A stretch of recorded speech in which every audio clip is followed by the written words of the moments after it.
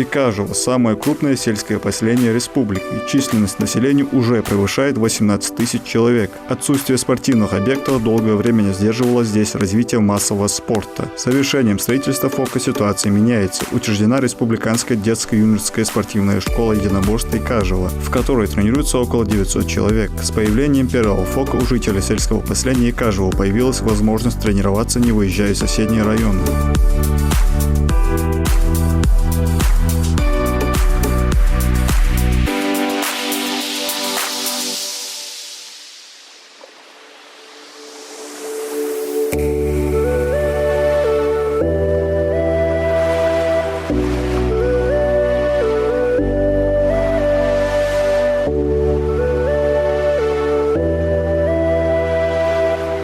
В этом спорткомплексе делают акцент сразу на несколько видов спорта. Наша съемочная группа приехала именно в то время, когда в этом зале свой тренировочный процесс начинают дзюдоисты. Этот вид спорта пользуется большой популярностью среди молодежи республики. На каждой тренировке здесь можно увидеть более 100 детей. В среднем до 70-80 детей в день. Каждый день. Больше бывает, 120 иногда бывает, иногда меньше бывает. В зависимости от времени года. Каждый день, кроме субботы и воскресенья, выходные, тренировки, понедельник отработки, вторник набаривание, в среду ОФП проводим, в четверг парты работаем, в пятницу выезжаем в другие залы, боремся, набариваемся. Детское дзюдо – это красиво и зрелищно. С этим согласится любой, кто хотя бы раз присутствовал на тренировках. Особенность – это японские борьбы, ее изящная техника с эффектными бросками и очарованием восточного этикета способна заворожить любого. Однажды окунувшись в мир дзюдо, даже взрослый человек быстро становится его фанатом.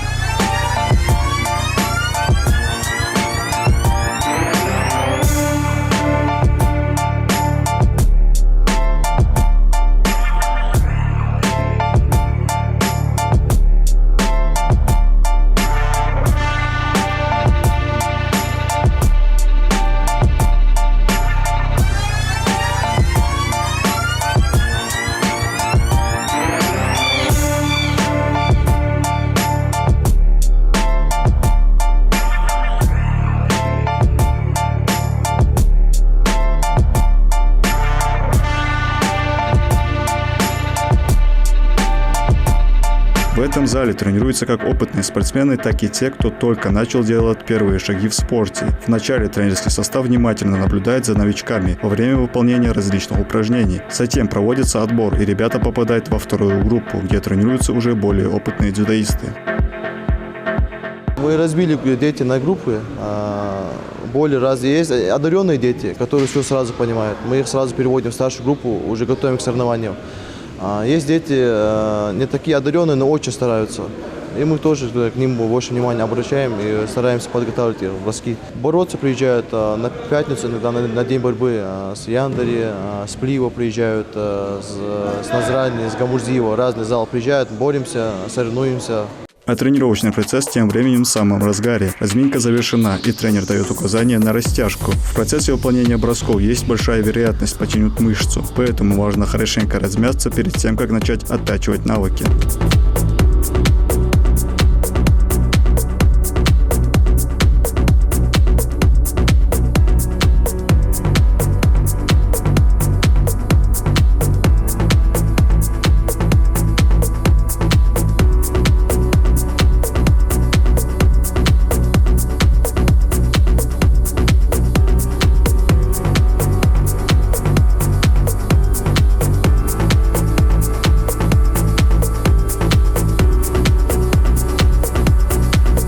На сегодняшней тренировке ребята отрабатывают технико-тактические действия, стойки, захваты, перемещения, защиты. Со временем все это превращается в комбинации, связки и технические комплексы.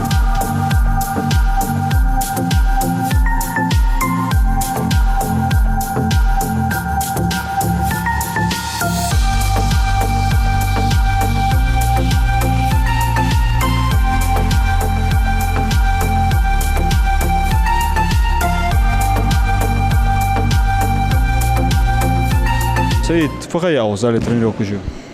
ديشو. مش تينو زالها. سي زعما قوش خا ترينيرو شي و. وصح حوالي قوي ويد سبورت занимаешься без борьбы. Бац. Именно дзюдо ханхаржа. Дика брусок жуж. Дика спортик. Эггер хала дзюдо футху кратич. Сахам дахт. Лота кортвама. За тренировку да мы что в зале халишин тренировку. Ханне. Эггер хала фут. Вторник, пятницу, день борьбы, понедельники, среду и четверги, субботу гимнастики.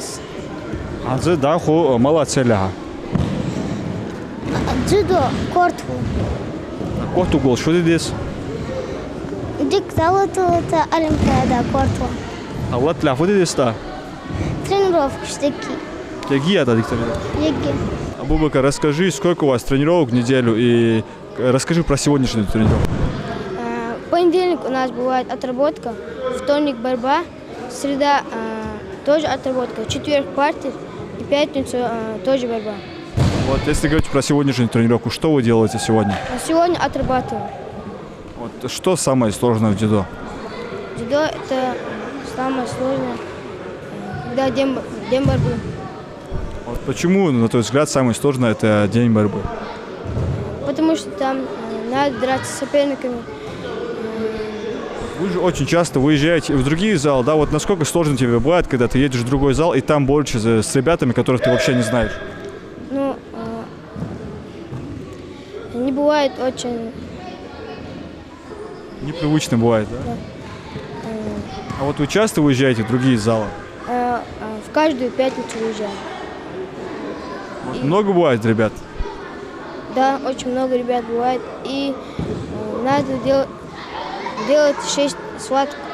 А вот прошлый раз, последний раз, когда ты выезжал, сколько схваток ты смог выиграть там? Выиграть 6 схваток. Все выиграл, да? Вот сколько лет ты вообще занимаешься именно в дзюдо? 3 лет. 3 года, да? Типа. А вот за это время ты участвовал на каких-нибудь соревнованиях? Да. Вот соревнования, которые ты больше всего запомнил, расскажи нам про эти соревнования именно. Я побывал в Носу турнир, в Железноводске я был, в Анапе, Краснодаре. А где было сложнее? Сложнее Носу турнир. А какое место ты там занял? Носу я проиграл третьем схватке, но потом, когда после Носу были соревнования, я побеждал.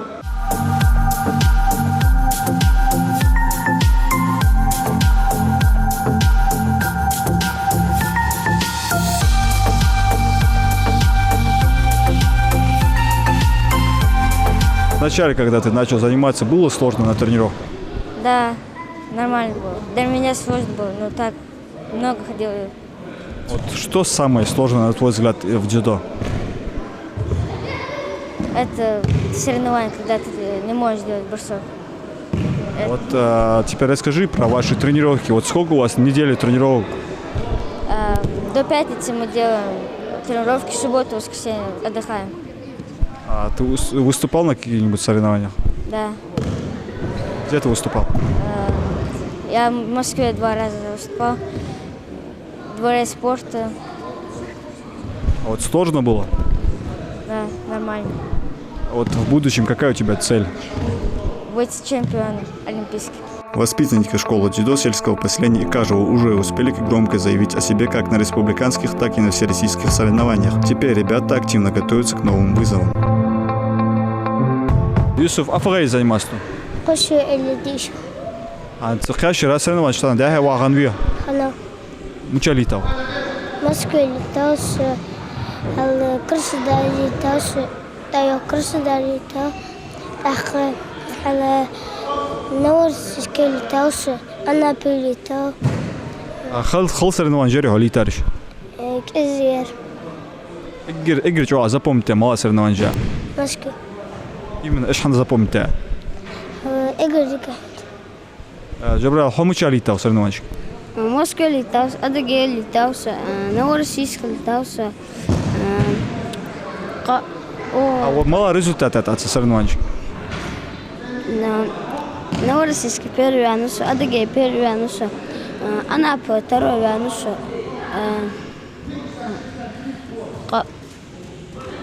Да, худам или тханы мало результаты без больше. Вот именно о вид спорта. Олимпийский чемпион. А малая цель. Олимпийский чемпион. Рамзан, мало соревнований клит того, а я занимаюсь тут. В Москве, в Москве, Нальчике, Краснодаре, Араханту, Кошиду Суздо. А здесь соревнований мало результат ждет. В Москве первый раз, в Краснодаре третий раз, Анапе второй раз. Первый того лучше она дзюдо занимался. Первый соревнований вахачан халдари. Первый вахачан зами халдарсун да аморсун. Ханц уже хадам люди нервничают, а соревнований вахачота. Конечно, это первый зудо хача тачан язык дур меньше дурас. Хаздал дикталот. Также на тренировке присутствует и чемпион Европы по дзюдо среди слабовидящих Руслан Албагачиев, который внимательно следит за правильным выполнением всех элементов. Если допустить ошибку на тренировке, она может вылиться в поражение на соревнованиях, а слово «проиграть» здесь категорически не приветствуется.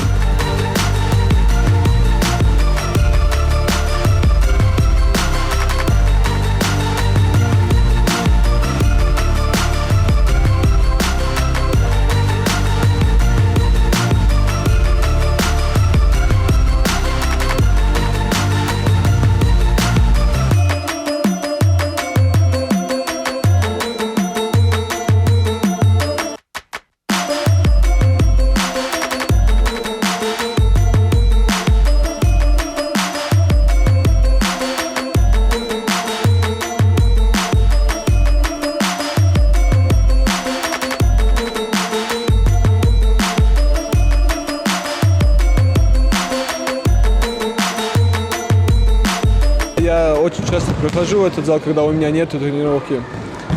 Ну, прихожу сюда, смотрю, наблюдаю, кто как тренируется. Тут ребята очень хорошо тренируются. Руслан, ты как человек, который уже давно именно в этом виде спорта, что ты можешь сказать про этих детей? Есть ли среди них перспективные ребята? Да, есть тут ребята очень перспективные. Есть еще одаренные тут ребята, которые особо так не тренируются, но видно, что могут стать хорошими дзюдоистами. Вот давай теперь поговорим о твоей карьере, Руслан. Вот какие у тебя впереди соревнования, к каким турнирам ты готовишься? Сейчас с начала года у меня должна быть чемпионат России в Москве проходить. Главный старт у меня. Потом там по календарному плану идет в Лондоне Гран-при. Потом в Баку, скорее всего, я в Лондоне буду бороться.